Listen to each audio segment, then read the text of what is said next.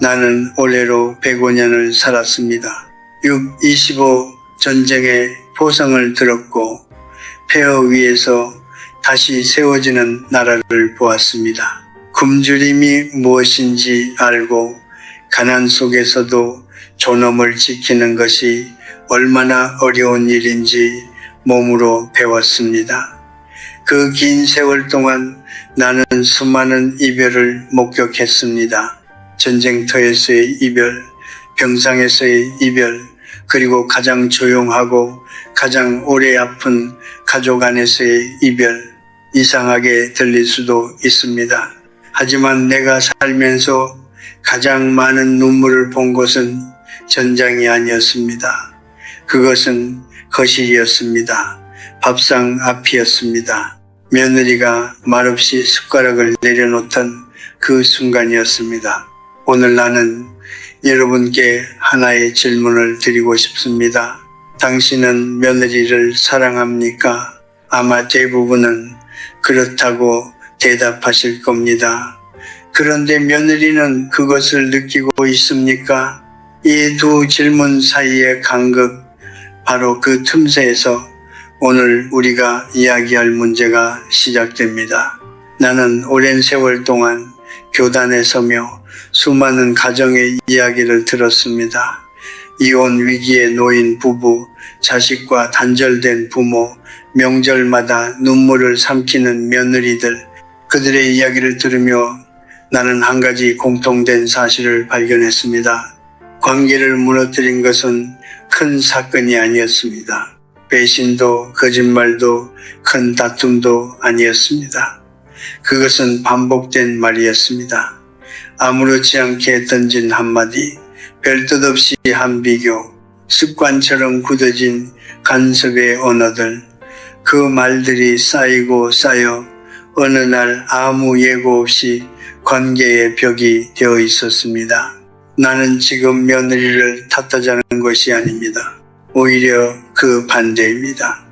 오늘 이 이야기는 부모님께, 특히 시어머니와 시아버지께 드리는 이야기입니다.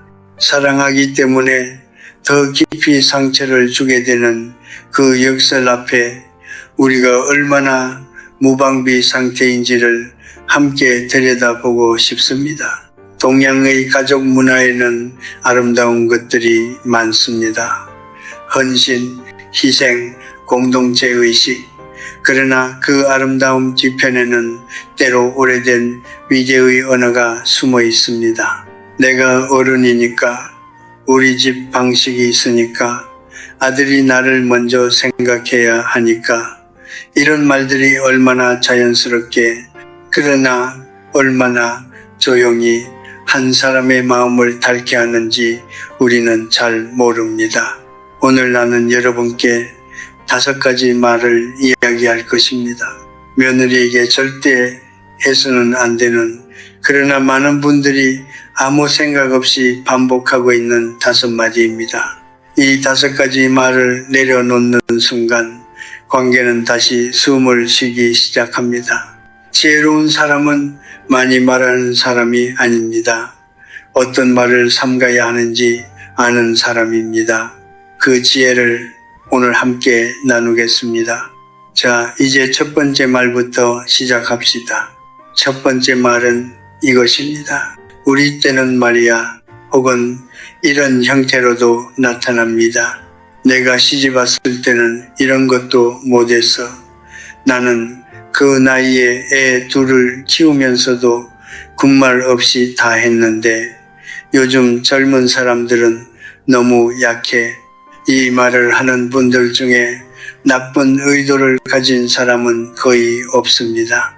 오히려 대부분은 진심으로 며느리를 격려하려 했거나 자신이 얼마나 힘든 삶을 버텨왔는지를 나누고 싶었을 겁니다. 그 마음은 이해합니다. 나 역시 105년의 삶 속에서 말로 다 할 수 없는 고난을 겪었으니까요. 그러나 의도와 결과는 다릅니다.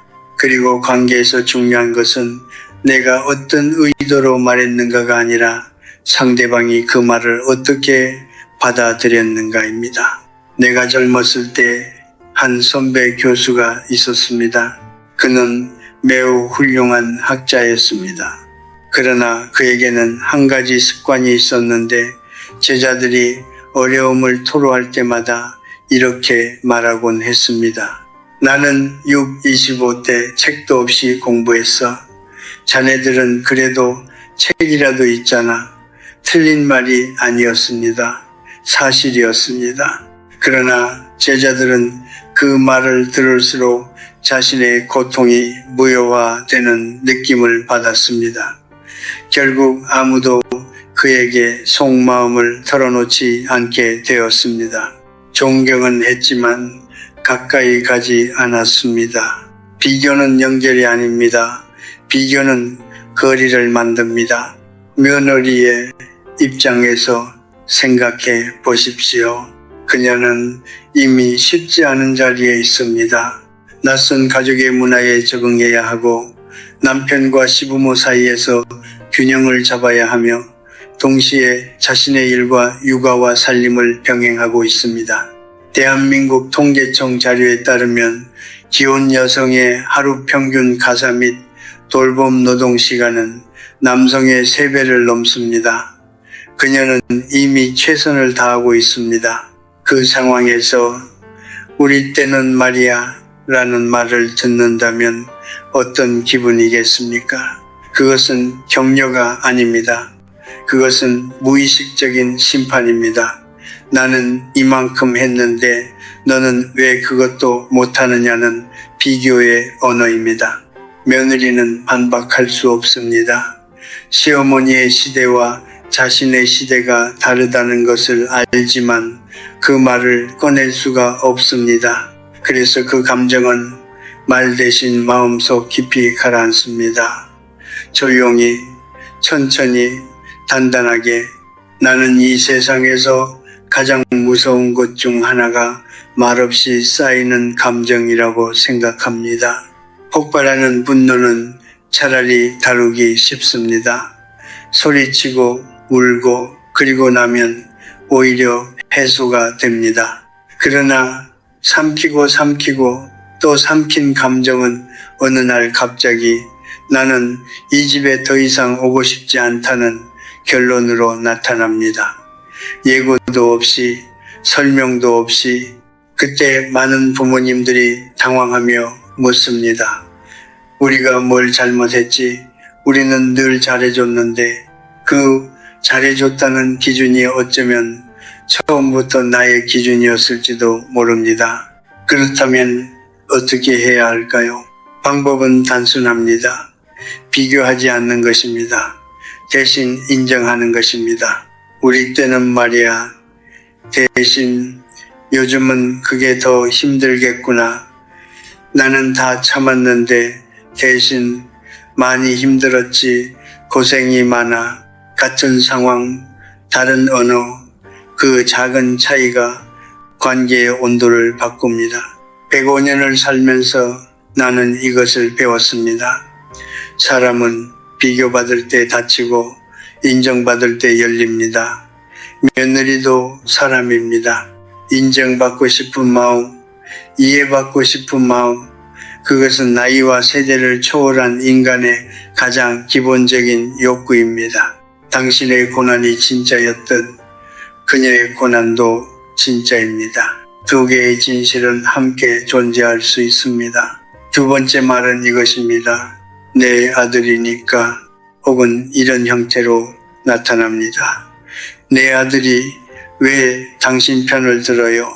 내 아들은 원래 그런 사람이 아니었는데 아들이 달라졌어. 당신이 바꾼 거잖아요. 이 말을 처음 들었을 때 며느리는 무슨 생각을 할까요? 나는 이 가족 안에서 언제나 이방인이구나. 소리 없이 그러나 분명하게 그 생각이 자리를 잡습니다. 나는 오래전 한 제자의 이야기를 기억합니다.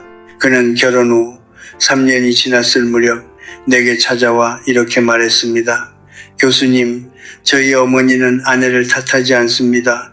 대신 항상 저를 통해 말씀하세요. 너는 왜 그렇게 됐냐? 네가 변했다. 우리 아들이 아닌 것 같다고요. 그는 잠시 말을 멈추더니 이렇게 덧붙였습니다. 저는 변하지 않았습니다. 그냥 결혼을 했을 뿐입니다. 그 말이 오래도록 마음에 남았습니다. 결혼이란 무엇입니까?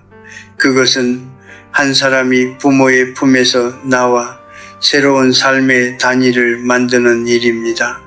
이것은 배신이 아닙니다. 이것은 성장입니다.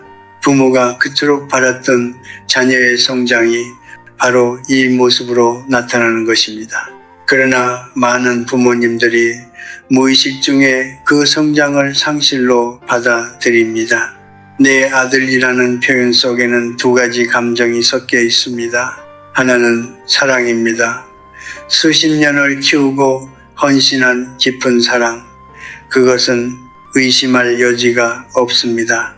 그러나 또 하나는 소유입니다. 내가 낳았으니, 내가 키웠으니 내 것이어야 한다는 감각. 이 감각은 너무나 자연스럽게 생겨나기 때문에 스스로 인식하기가 어렵습니다.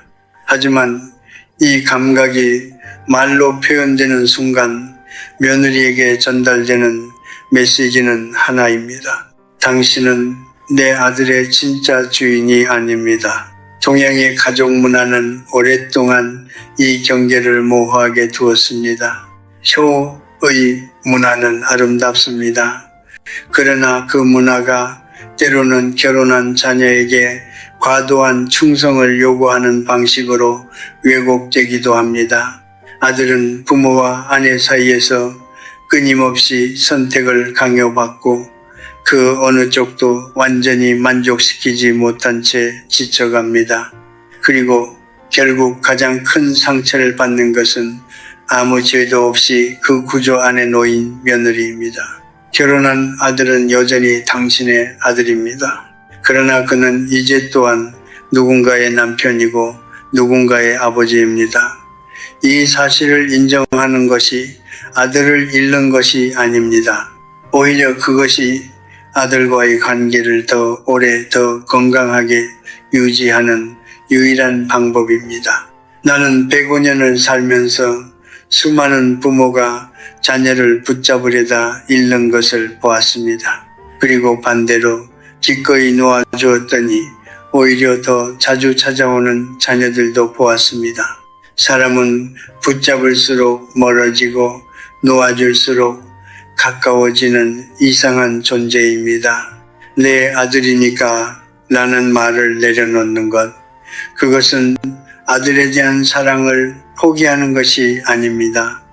그것은 사랑의 방식을 소유에서 존중으로 바꾸는 일입니다. 그리고 그 변화는 며느리뿐만 아니라 아들과의 관계도 조용히 다시 따뜻하게 만들어줍니다.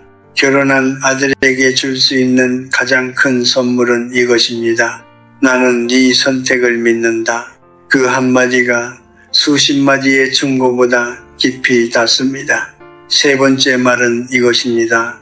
그건 왜 그렇게 해요? 혹은 이런 형태로도 나타납니다. 애는 왜 그렇게 키워요? 밥은 왜 그렇게 차려요? 살림을 왜 그 식으로 해요? 남편한테는 왜 그렇게 말해요? 이 말을 하는 순간 말하는 사람은 대개 이렇게 생각합니다. 나는 그냥 물어본 것뿐인데, 그러나 듣는 사람은 이렇게 받아들입니다. 당신의 방식은 틀렸습니다. 고슴도치를 아십니까? 가시가 있는 그 작은 동물은 추운 겨울 서로의 온기가 필요합니다. 그래서 가까이 모여듭니다. 그러나 너무 가까이 다가가면 서로의 가시에 찔립니다. 결국 고슴도치들은 오랜 시행착오 끝에 하나의 거리를 찾아냅니다. 찌르지도 않고 얼어 죽지도 않는 딱 그만큼의 거리. 철학자 쇼펜하워가 이 비유를 통해 말하려 했던 것은 단순합니다. 인간관계에는 온기를 나눌 수 있으면서도 서로를 다치게 하지 않는 적절한 거리가 필요하다는 것입니다. 가족이라고 예외가 아닙니다. 아니, 가족이기 때문에 오히려 이 거리가 더 중요합니다. 가까울수록 가시는 더 날카롭습니다.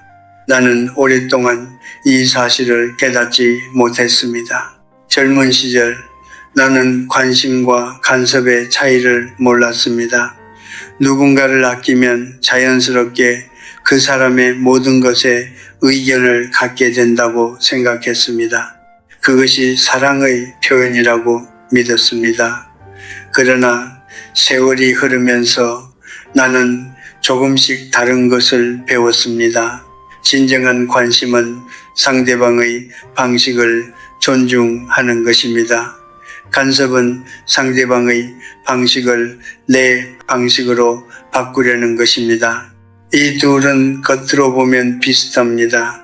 둘 다 상대를 향한 시선에서 시작됩니다. 그러나 그 출발점은 전혀 다릅니다. 관심은 상대방 중심이고 간섭은 나 중심입니다. 그건 왜 그렇게 해요? 라는 질문이 위험한 이유가 바로 여기에 있습니다. 그 말 속에는 이미 하나의 전제가 담겨 있습니다. 내 방식이 기준이다. 며느리의 방식은 설명되어야 할 대상이 되고 정당화해야 할 의무가 생깁니다. 자신의 집에서 자신의 삶을 살면서 생각해 보십시오. 당신은 며느리가 아이를 어떻게 재우는지 알고 있습니까? 밥상을 어떤 순서로 차리는지 알고 있습니까? 남편에게 어떤 말투를 쓰는지 알고 있습니까? 만약 이 모든 것을 알고 있다면 그것은 가까움이 아니라 감시입니다. 신뢰는 정보에서 오지 않습니다.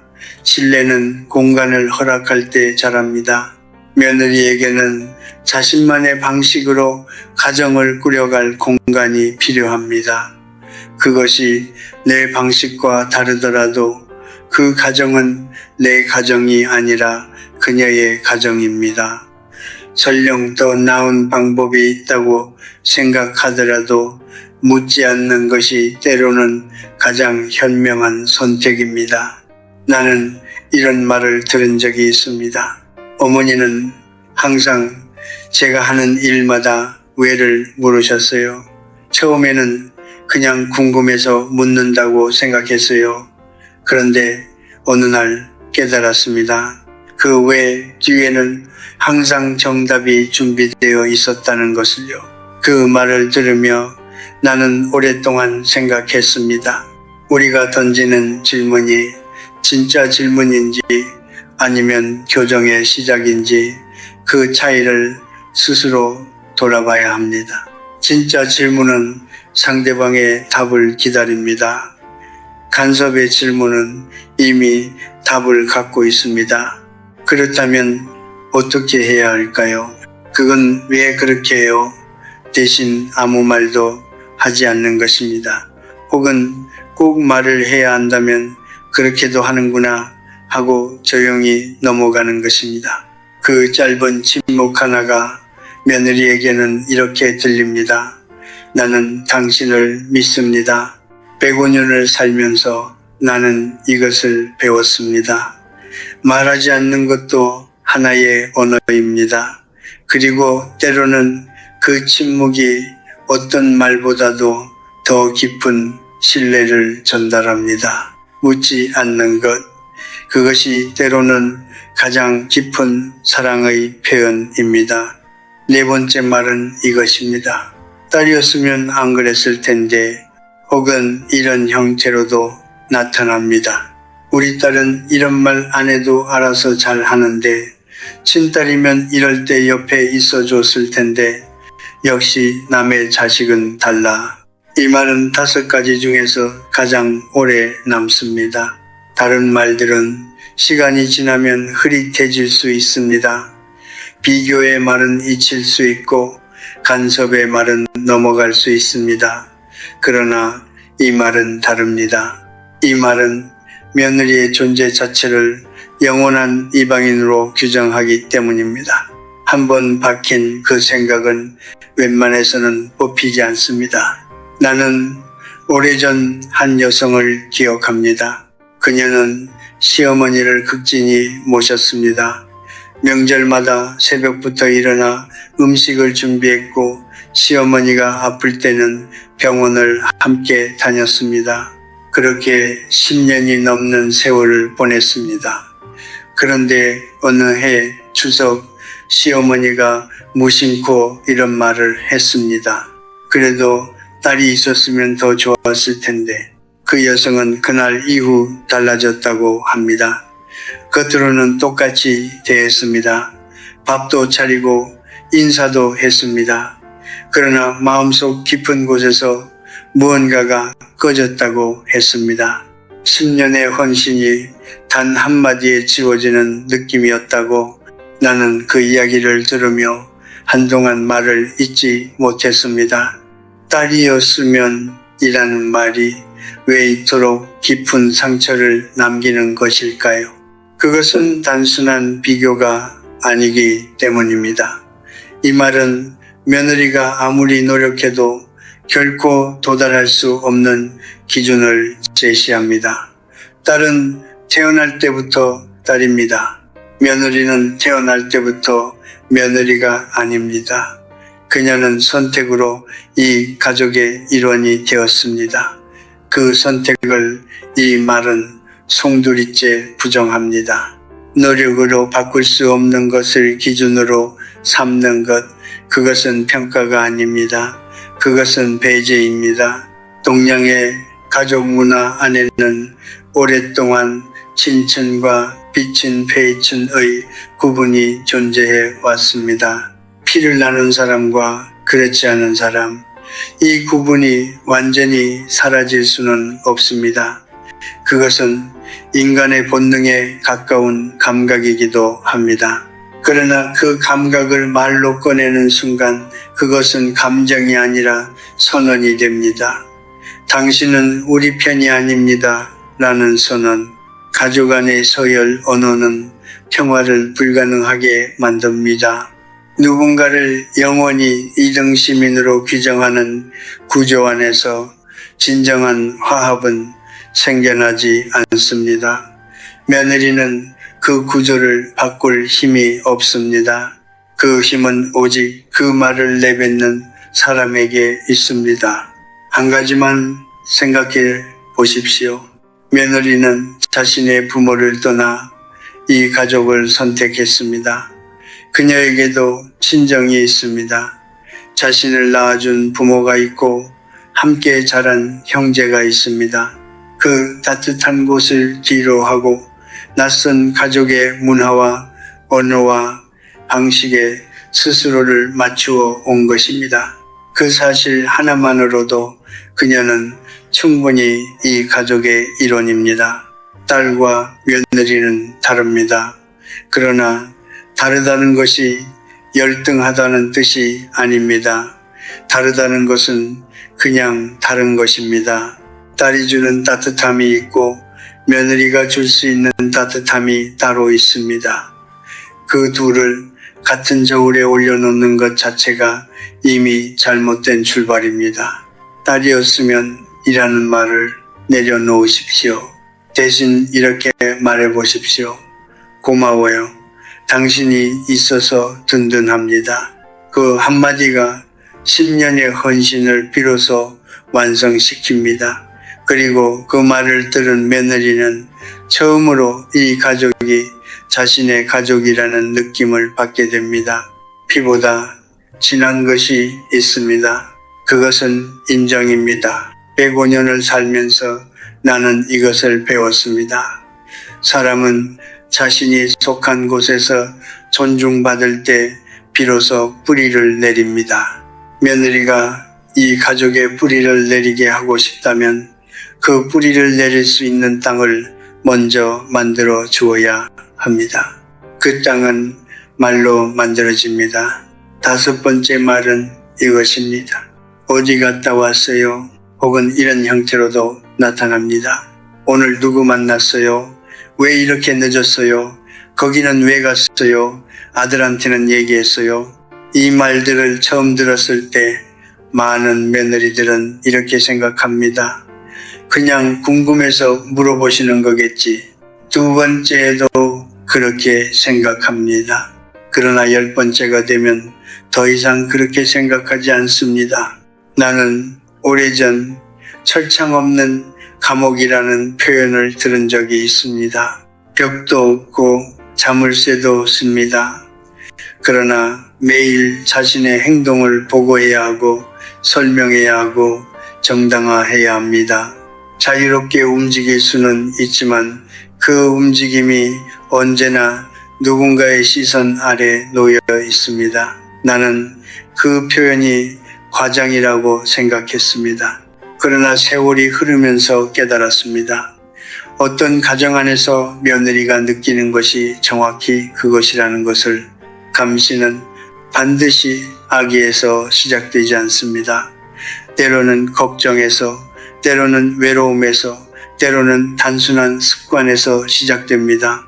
그러나 받아들이는 사람의 입장에서 그 출발점은 중요하지 않습니다. 결과는 같습니다. 숨이 막힙니다.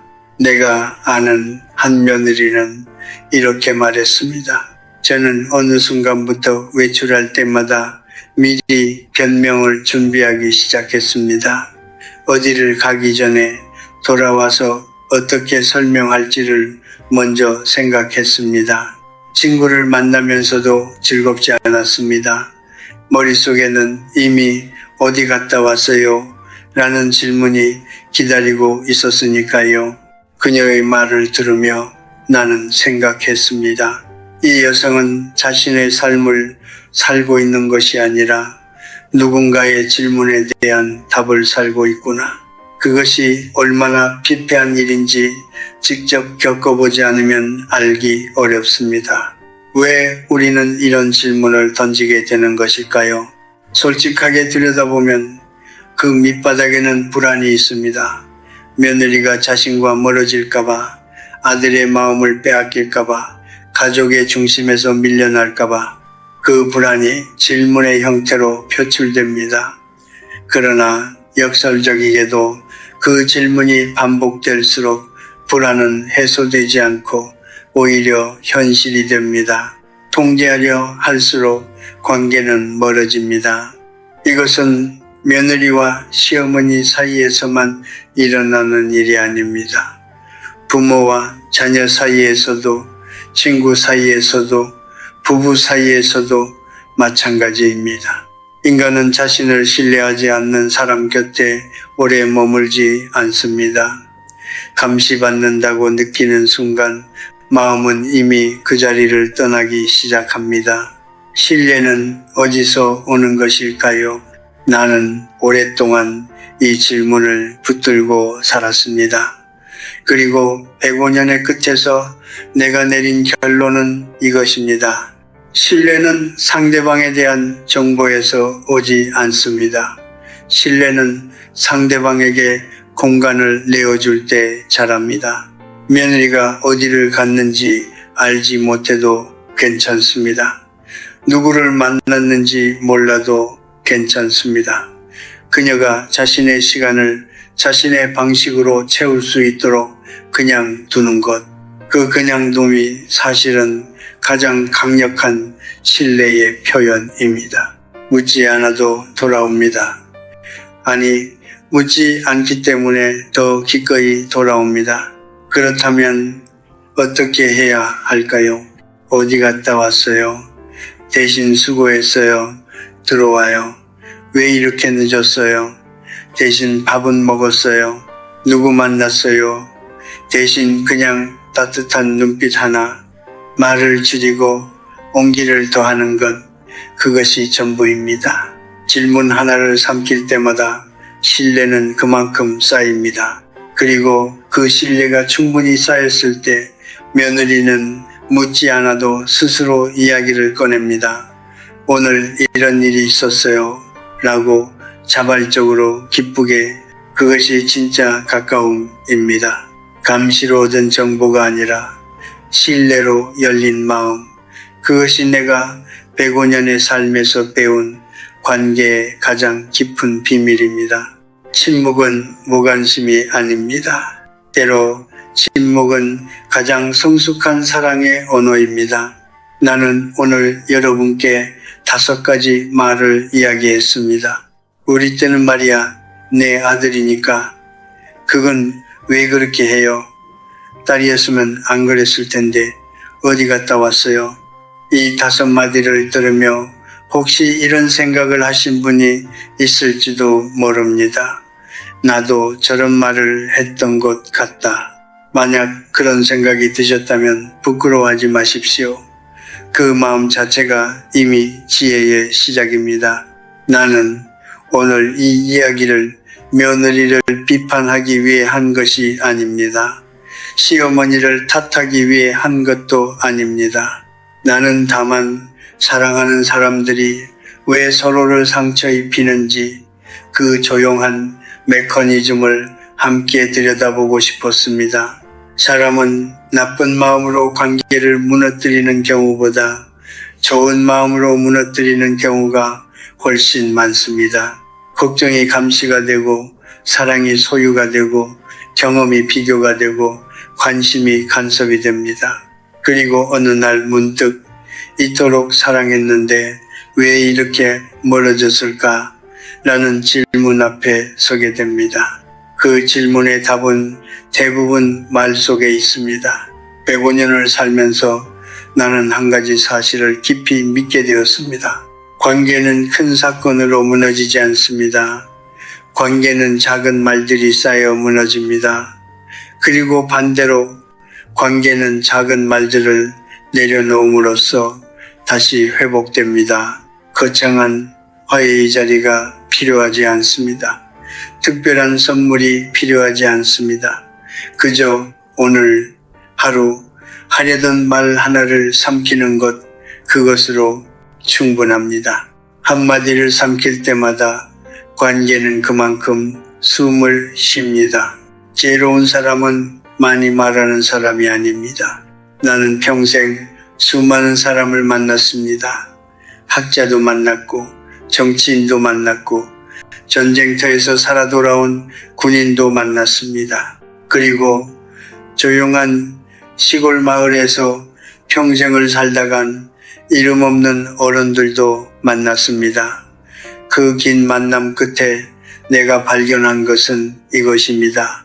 가장 깊은 신뢰를 받은 사람들은 말이 많은 사람들이 아니었습니다. 그들은 어떤 말을 삼가야 하는지 아는 사람들이었습니다. 언제 침묵해야 하는지, 언제 한 발 물러서야 하는지를 아는 사람들이었습니다. 그 절제가 어떤 웅변보다도 깊이 사람의 마음에 닿았습니다. 오늘 이 이야기를 들으신 여러분께 한 가지만 부탁드립니다. 내일 아침 며느리를 보게 되거든 아무 말도 하지 않아도 됩니다. 대신 조용히 따뜻한 눈빛 하나를 건네십시오.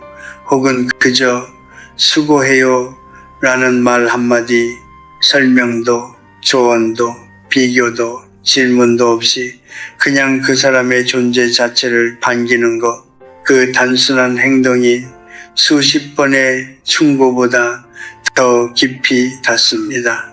가족을 지키는 힘은 사랑보다도 말의 절제에서 시작됩니다. 그리고 그 절제는 나약함이 아닙니다. 그것은 성숙입니다. 오랜 세월을 살아온 사람만이 도달할 수 있는 가장 깊은 형태의 사랑입니다. 나는 이제 105년의 삶의 끝에 서 있습니다. 돌이켜보면 내가 가장 후회하는 것들은 하지 못한 일이 아니었습니다. 하지 말았어야 했던 말들이었습니다. 툭 던진 한마디, 별뜻 없이 한 비교, 습관처럼 반복한 질문들, 그 말들이 누군가의 마음속에 얼마나 오래 남았는지를 나는 너무 늦게 알았습니다. 여러분은 나보다 일찍 알게 되셨습니다. 그것만으로도 오늘 이 시간은 충분히 가치 있습니다. 말을 내려놓는 날, 관계는 다시 숨을 쉽니다. 침묵이 쌓이는 날, 신뢰는 조용히 자랍니다.